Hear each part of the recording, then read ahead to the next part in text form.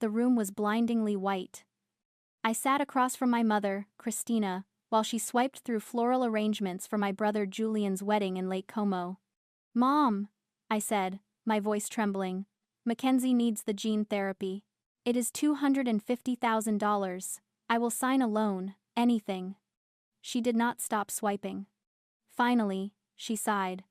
"Taylor, we are leveraged for the event. Liquidating assets now would spook the investors. It would ruin the optics." Optics.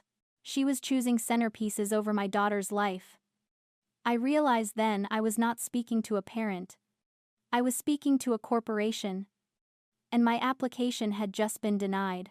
Drop a comment and let me know where you are listening from and what time it is for you right now. I would love to know who is part of our community. Growing up in the high-stakes ecosystem of San Francisco event planning, I learned before I could even walk that family was just a branding exercise. My parents, Sean and Christina, were the founders of Velvet Rope Events. They did not just plan parties, they engineered envy. Our home was not a place where people lived. It was a showroom for potential clients, a pristine stage set, where a stray toy or a spilled juice box was not an accident, it was a breach of contract. In this environment, affection was not a natural resource. It was a currency, traded on a volatile market. I call it the transactional love economy. In a healthy family, love is oxygen, it is just there. In my house, love was a performance bonus. You had to earn it through visibility, status, and the ability to make Sean and Christina look like the power couple of the year. And in this economy, my brother Julian was a blue-chip stock. He was effortless, charming, handsome, and willing to be molded into whatever accessory my parents needed for the season. If they needed a tennis prodigy, he picked up a racket. If they needed a young philanthropist, he wore a tuxedo. He offered them an immediate, high-yield return on investment. He was their asset. I, on the other hand, was a sunk cost. I was quiet. I was observant. I preferred reading about botany to schmoozing with donors. To my parents, I was a safe, low-yield, municipal bond, boring, reliable, and utterly invisible in their portfolio. They did not know what to do with a daughter who did not crave a spotlight. So, they simply stopped investing. I remember bringing home my acceptance letter to a top-tier landscape architecture program. I was beaming. My father glanced at it, checked his watch, and said, "That is nice, Taylor. Just make sure you are not playing in the dirt when the senator arrives for dinner tonight." That comment defined my life. They saw dirt. I saw foundation. I built a life that was a direct rebellion against their surface-level existence. I became a landscape architect because I wanted to build things that had roots, things that could not be struck down the morning after a gala. I married Jeremy, a structural engineer who looked at a skyscraper and saw the stress loads, not the view. We lived in a rented duplex in Napa, far away from the polished marble of my childhood. But the most dangerous thing about a golden cage is that you do not always realize you are locked in it. Even as an adult, even with my own career, I was still desperate for a paycheck from them. I wanted them to look at me just once and see value. They had no idea what I was actually building. They did not know that for the past 3 years, I had been developing a patented vertical garden filtration system for urban skyscrapers. They did not know that city planners in Singapore and London were bidding for my designs. They did not know that I was on the verge of changing how modern cities breathe. To them, I was just Taylor, the gardener.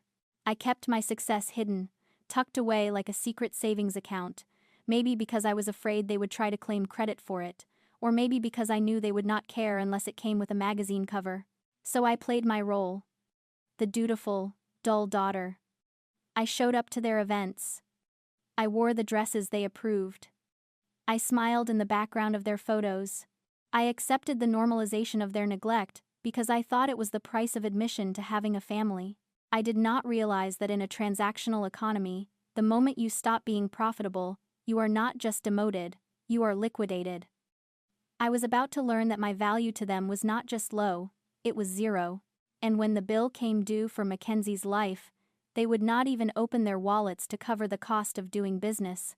3 days after I walked out of my parents' mansion, my phone pinged with an email notification. It was not a check, it was not an apology. It was a forwarded itinerary for the Lake Como wedding, accompanied by a memo from my mother titled, "Protocol regarding Mackenzie's situation." I opened it, my hand hovering over the screen. The text was drafted with the precision of a legal cease and desist. Taylor, regarding the upcoming festivities. We understand Mackenzie is unwell. However, we must insist that you do not discuss the specifics of her condition with the guests. Julian's weekend is a celebration of the future, and medical talk tends to dampen the mood. Please keep the conversation light. We are sure you understand the optics. I stared at the screen until the pixels blurred. They were not just refusing to help, they were issuing a gag order. They wanted my dying daughter to be a silent prop, invisible enough not to ruin the aesthetic of their party. An hour later, there was a knock at my door. It was Derek and Cynthia, my in-laws. They were retired. Derek had been a postmaster, Cynthia a librarian. They lived in a paid-off A-frame cabin 3 hours north, a place that smelled like pine needles and old books. They came in, sat at my small kitchen table, and Derek placed a cashier's check in the center. $280,000. I looked at the number, then at them. "Where did you get this?" I asked, my voice trembling. "We sold the cabin," Cynthia said softly. "And we cashed out the retirement accounts. It is everything, Taylor. It is enough for the treatment." I could not breathe. "You sold the cabin? That was your dream. That was everything you worked for." Derek reached across the table and covered my hand with his. His skin was rough, calloused from years of chopping wood hands that built things. Unlike my father's manicured hands that only signed contracts. "A house is just wood and glass, Taylor," he said. "Mackenzie is our granddaughter. There was no choice to make. In landscape architecture, we talk about the difference between a facade and a foundation. My parents were masters of the facade. They built towering, glittering structures meant to be admired from the street. But they had no foundation. They were planted in shallow soil, held up by wires and public opinion. The moment a storm hit, the moment real shelter was needed, their structure collapsed because it was never designed to protect anyone, only to impress them. Derek and Cynthia? They were the roots. They were the gnarled, unseen system beneath the surface that holds the earth together when the rain comes. They did not have curb appeal. They did not have optics. But when the landslide started, they were the only thing stopping us from falling into the abyss. Seeing that check on the table, the physical weight of their entire life's work sacrificed for my daughter, something inside me finally snapped. But it was not a breakdown, it was an awakening. Psychologists call it the boiling frog effect. If you drop a frog in boiling water, it jumps out, but if you put it in tepid water and slowly turn up the heat, it will boil to death because it normalizes the temperature change. I realized then that I had been boiling for 32 years. I had normalized the coldness, the transactional affection, the emotional neglect. I had convinced myself that their indifference was just how they were, that if I just swam harder, I could survive the heat. But looking at the contrast, my parents guarding their millions to protect a party vibe, while my in-laws slept on a friend's couch because they had sold their bed to save my child, I finally felt the burn. The water was not just hot, it was lethal. I did not send a thank you note to my parents for their email. I did not reply at all. I picked up the check from Derek and Cynthia, and I made a vow. I would save Mackenzie, and then I would take a sledgehammer to the glass house my parents lived in. Because a legacy built on a lie is not a legacy, it is a liability. And I was about to call in the debt. The next 3 months were a blur of hospitals, IV lines, and the quiet, steady hum of gene therapy machines. Mackenzie was responding. The color was returning to her cheeks, the light coming back into her eyes. We had saved her. But as I sat by her bedside, watching her sleep, the relief was accompanied by a cold, hard knot of anger that refused to dissolve. My in-laws were now living in a small rented apartment 2 towns over. They had nothing left for their retirement. Meanwhile, my parents' Instagram feed was a parade of Lake Como scouting trips, bespoke suit fittings, and behind-the-scenes glimpses of the upcoming wedding of the century. Every post felt like a taunt. Every hashtag felt like a slap in the face. I stopped crying. Crying was an emotional response. And I needed to be strategic. I needed to secure Mackenzie's future. because Derek and Cynthia had spent theirs to save her present. I needed resources. And then I remembered. My grandmother, Nana Rose. She had died when I was 20, leaving behind a modest but significant estate. I remembered her telling me once, years ago, about a trust fund she had set up specifically for the next generation. She had been wary of my parents' spending habits even then. "It is for education," she had whispered, pressing a Werther's original into my hand. "Or emergencies. It is safe." I had never seen a dime of it. My parents always claimed the market had eaten it up or that legal fees had drained the principal. I had believed them because I had been trained to believe them. But now, I did not believe a word that came out of their mouths. I did not call a lawyer. I called a forensic accountant named Marcus, a man I had worked with on a difficult commercial zoning project. He was expensive, sharp, and terrifyingly thorough. "I need you to find a trust," I told him over coffee. "The Rose Calloway Education Trust. My parents were the trustees. I want to know where the money went." 2 weeks later, Marcus called me into his office. He did not offer me coffee. He just slid a thick binder across his desk.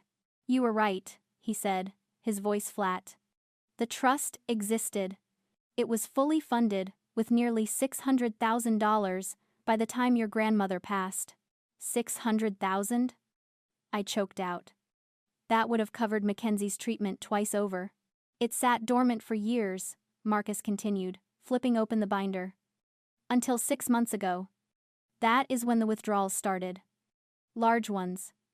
50,000 here, 75,000 there. And then, one massive transfer of $200,000 just last month." He pointed to a line item. "Transfer to Villa d'Este, Lake Como." My blood ran cold. They had not just refused to help, they had stolen the money that legally belonged to my daughter, money meant for her education, her health, her future, and used it to pay the deposit on Julian's wedding venue. "But wait," I said, my finger trembling as I traced the lines. "To authorize these transfers, they would need a beneficiary signature. Mackenzie is a minor. I am her legal guardian. I never signed anything." Marcus flipped to the last page. Exactly. There, at the bottom of the authorization form, was a signature. Taylor Calloway. It was a forgery. A good one, but a forgery nonetheless. They had signed my name to steal my daughter's inheritance, to throw a party for their golden son. I closed the binder. The sound was final, like a gavel hitting a block. The sadness was gone. The hurt was gone. All that was left was a clarity so sharp it could cut glass. They were not just bad parents. They were criminals. And I was not just a disappointed daughter anymore. I was the plaintiff. "What do you want to do?" Marcus asked. "We can go to the police. We can file a lawsuit today." "No," I said, standing up. "Not yet. A lawsuit is private. A police report is bureaucratic. They care about optics, remember? They care about their image." I picked up the binder. "I am going to give them exactly what they value most. A show. Drop a comment if you have ever discovered a truth about your family that changed everything. I want to hear your stories." I spent the next 3 weeks building my case with the same meticulous precision I used to design structural supports for high-rises. I was not just gathering evidence, I was constructing a demolition plan.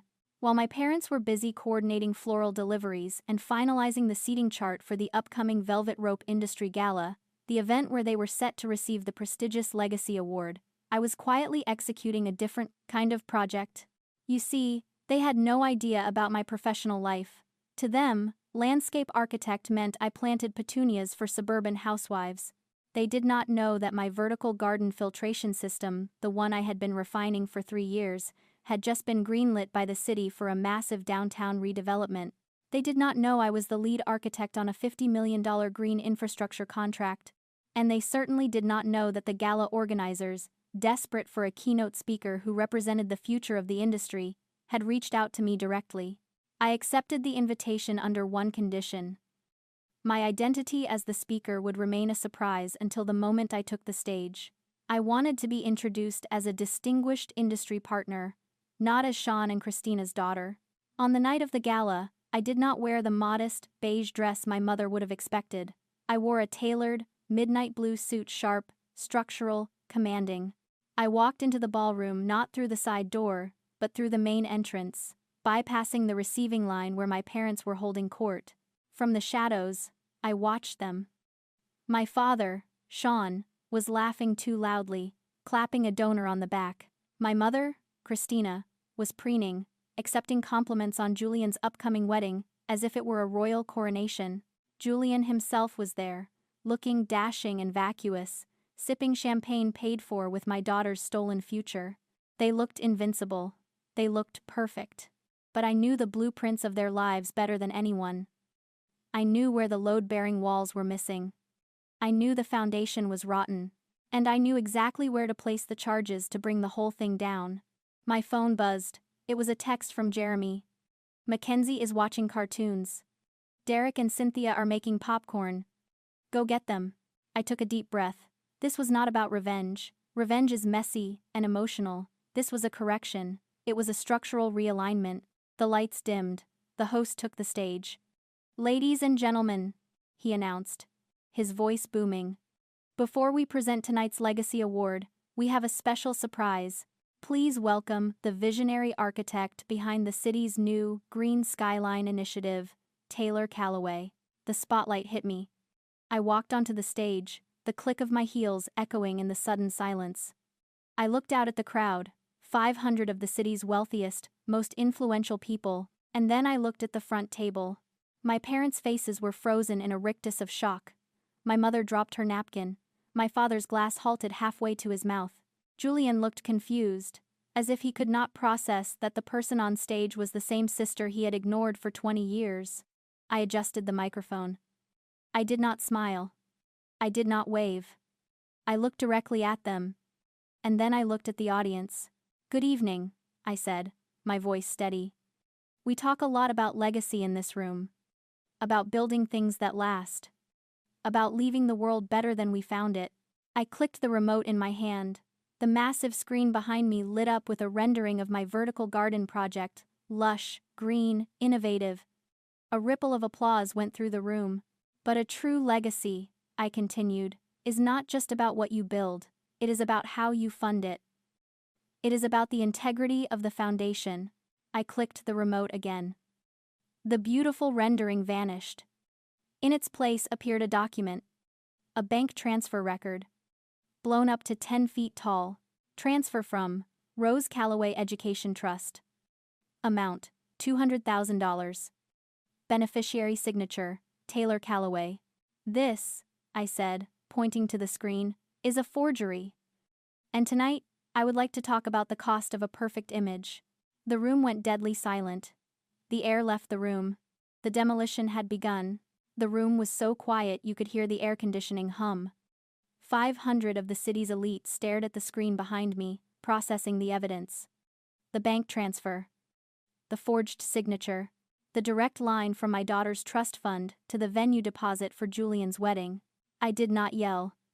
Architects do not yell. We analyze structural failures.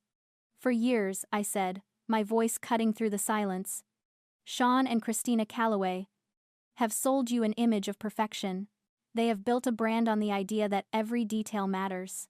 But as you can see, the foundation of their success is built on theft." I clicked the remote again. A timeline appeared. It showed dates. Mackenzie's hospitalization, October 12th. Trust fund withdrawal, October 14th. When I came to them begging for help to save my daughter's life, I continued, looking directly at my mother, who was now clutching her pearls like a lifeline. "They told me liquidating assets would ruin the optics, but they did not need to liquidate anything. They simply liquidated my daughter's future instead." A murmur rippled through the crowd. I saw heads turning, whispers starting. The investors who had just been clapping for my parents were now looking at them with open disgust. My father stood up, his face a mask of fury. "This is a lie!" he shouted, his voice cracking. "Security! Get her off the stage! She is unstable!" But the security guards did not move. They were looking at the screen, too. They were looking at the proof. "It is not a lie, Sean," I said calmly. "It is a balance sheet. And the audit is overdue." I turned back to the audience. My parents built a company called Velvet Rope. They believe some people belong inside, and some belong outside. They believed their own granddaughter belonged outside because her illness was inconvenient. But tonight, I am cutting the rope. Julian, who had been sitting frozen, suddenly stood up. He looked at the screen, then at our parents, then at the exit. He did not say a word, he did not defend them. He just turned and walked out, abandoning the sinking ship as fast as his Italian loafers could carry him. The spell was broken. The room erupted. I saw the event organizers huddled in a frantic conversation. I saw donors pulling out their phones. I saw the legacy my parents had spent 40 years building disintegrate in less than 5 minutes. I walked off the stage. I did not look back at them. I walked straight out the front doors into the cool night air, leaving the wreckage behind me. Drop a comment if you think they got what they deserved. The fallout was swift and brutal. The forensic evidence I presented was not just a PowerPoint, it was a prelude to a criminal investigation. The district attorney took an interest in the forged signatures. The investors sued for mismanagement of funds. Velvet Rope Events filed for bankruptcy 3 months later. My parents lost the mansion, the cars, the status. They were left with nothing but their optics, which were now permanently ruined. I recovered the stolen funds through a court order, plus damages. It was enough to secure Mackenzie's medical care for the rest of her life and put her through college. But the best money I ever spent was the check I wrote for a small, yellow cottage with a massive backyard in Napa. I handed the keys to Derek and Cynthia. It is not a cabin, I told them, but the soil is good, we can plant anything we want, Cynthia cried. Derek just hugged me so hard I thought my ribs would crack. We planted a garden together, roses for Nana Rose, vegetables for the kitchen, and a climbing hydrangea that would take years to fully bloom. We were planting roots. I saw my parents one last time. They were moving into a small condo, court-ordered downsizing. I met them in the parking lot. I did not yell. I did not gloat. I handed my father an envelope. Inside was a check for $5,000. "What is this?" he asked, looking at it with suspicion. "It is a severance package," I said, "for the role of parents. You are fired." I turned to leave, but my mother called out, "Taylor, please, we are family." I stopped. I looked back at them, 2 people standing in the shadow of their own ego. "No," I said. "You are just people I used to know. My family is at home, planting a garden," and I drove away. To anyone listening who feels invisible, who feels like a sunk cost in someone else's economy, you are not a prop, you are not an extra in their movie, you are the architect of your own life. And sometimes, to build the life you deserve, you have to bulldoze the one you were given. If you have ever had to prune a toxic relationship to save your own life, tell me your story in the comments. And if you believe that chosen family is real family, hit that like button. This is Taylor, signing off.